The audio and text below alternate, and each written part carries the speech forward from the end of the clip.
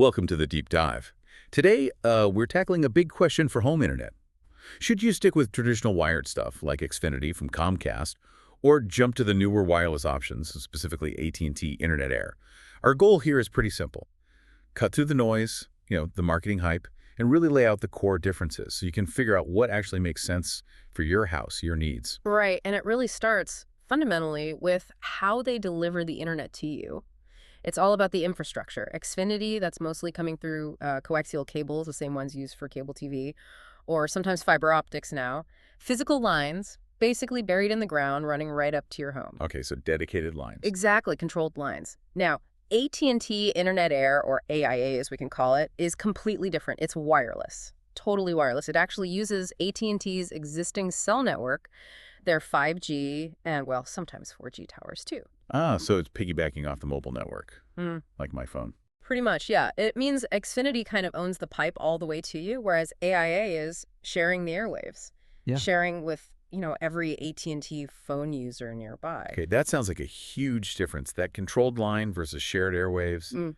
that must really impact speed, stability, hmm performance overall. Oh, absolutely. It's a night and day difference sometimes. When you look at the numbers, the quantitative gap, Uh-huh. it's significant. With Xfinity, especially if you have good service, you're often looking at speeds from maybe 300 megabits per second all the way up to a gigabit, maybe even more in some fiber areas. And critically, it tends to be pretty consistent. Right, a gigabit is, well, that's really fast. It is. Now compare that to AIA. Its speeds are, well, more modest, usually somewhere between, say, 40 and 140 megabits per second download. 40 to 140, okay. Still usable for many things, but a big step down. A big step down, yeah. And uploads are often much, much slower on AIA. But here's the thing that often matters more than just the raw speed number, especially for demanding applications. It's latency, ping time. Ah, the delay. For gaming and stuff. Exactly. With a wired connection like Xfinity, your latency might be super low, like single digits. Maybe 5 to 10 milliseconds, very responsive. With AIA, because it's wireless, talking to a cell tower that might not be super close. Latency is often much higher. Think 30, 40, 50 milliseconds, maybe even more. 50 milliseconds. Yeah. Yeah, okay, I can see how that would be a problem. Mhm. So who really needs that Xfinity level performance, that super low latency and stability? Well, anyone doing what you'd call heavy-duty internet stuff? Like what? Serious online gamers, for starters. That 50 meters latency we mentioned, that can make competitive online games feel, well, pretty unplayable. You'll notice the lag. Also, anyone streaming a lot in 4K, that needs consistent speed. And a huge one these days, people working from home. Especially if your job involves lots of video calls? Right, video calls. Why specifically? It comes back to that upload speed difference we touched on. Xfinity might give you, 20, 30, maybe 50 millips upload.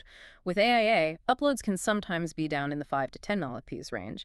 And that slow upload, that's what makes your video feed choppy and blurry for everyone else on the call, even if their video looks fine to you. Ah, okay. So Xfinity really takes the win for anyone needing top performance, reliability, gamers, streamers, WFH folks. But then, who is AT&T Internet Air actually for? If the performance isn't top tier, where does it fit? It definitely has its niche. Two main areas, really. First is availability. Think places where getting good, reliable wired internet is tough, maybe more rural areas, or even some suburban spots where the cable infrastructure just isn't great. So where Xfinity isn't really an option, or a good one anyway? Exactly. Or maybe the wired options are just incredibly slow DSL. AIA can be a huge upgrade then.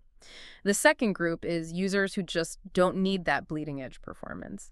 People who mostly browse the web, check email, stream Netflix or YouTube in HD, maybe do the occasional Zoom call.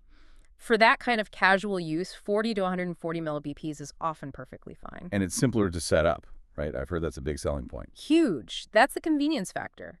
With AIA, they basically send you a box, you plug it into the wall, maybe use an app to find the best spot in your house for signal, and that's it. You're online.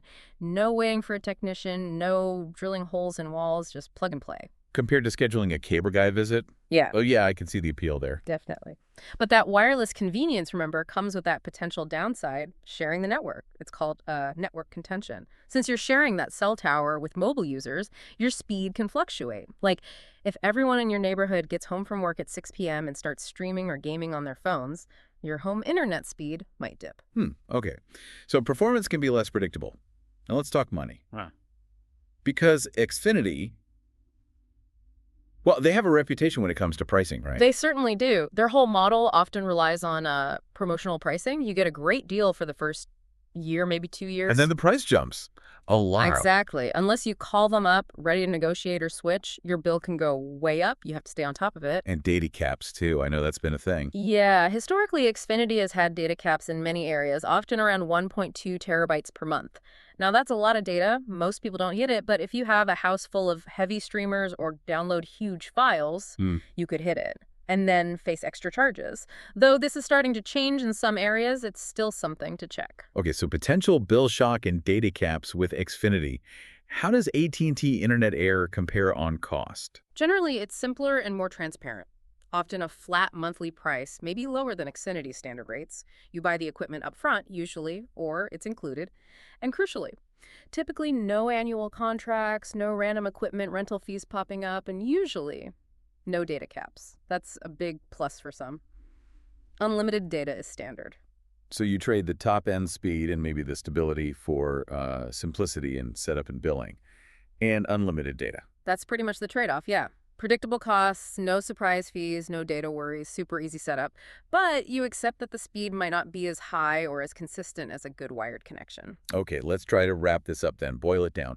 If you absolutely need the fastest speeds, the lowest latency, rock-solid stability maybe for serious gaming, heavy 4K streaming, critical work-from-home stuff, and Xfinity's available and reliable in your area, Yeah. you'd probably stick with Xfinity, right? Despite the pricing games. I'd say so, yes. For performance-critical users, wired usually wins if it's a good wired connection. But if maybe top speed isn't your absolute priority, if you hate dealing with installers, want a simple, predictable bill with no data caps, or maybe you just live somewhere without great wired options, then AT&T Internet Air becomes a really strong contender. Exactly. It fits that niche perfectly. It's about priorities, speed and consistency versus simplicity, cost predictability, and maybe just plain availability. So it really comes down to that core difference again. Yeah. The controlled dedicated wire versus the shared convenient airwaves. It does. And that leads to maybe a final thought for you to chew on looking ahead. You get this easy plug-and-play setup with AIA, which is great, but you're relying on that 5G signal strength, which can change. Move some furniture, new buildings go up nearby, maybe the network just gets more crowded. As more and more devices, not just phones, but cars, homes, everything connect to these 5G networks, will that unlimited data promise still feel valuable if network congestion means your speed's slow to a crawl during peak times? That's the long-term gamble, maybe? The convenience today versus potentially unpredictable shared performance tomorrow. That's definitely something to think about, the future-proofing aspect of it all. Okay, fascinating stuff. Thanks for breaking that down.